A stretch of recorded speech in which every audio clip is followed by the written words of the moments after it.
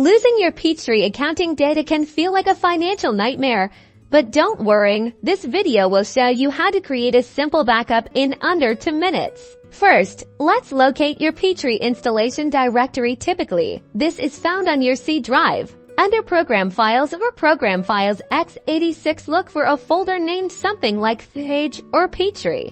Inside this main folder, you're looking for another folder that contains all your company data. This might be named Company Data or something similar, indicating data storage.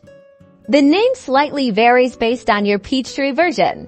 Here's the crucial part: identify all the files within this data folder. These are your company's accounting records. You'll usually see files with extensions like DAT, PTB, or potentially others. Select all of these files in the data folder, right-click, and choose Copy.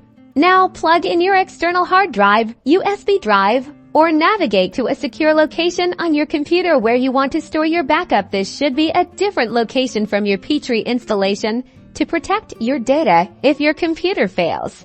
Right-click in the empty space of your chosen backup destination and select Paste. This will copy all your Peachtree data files to the safe location.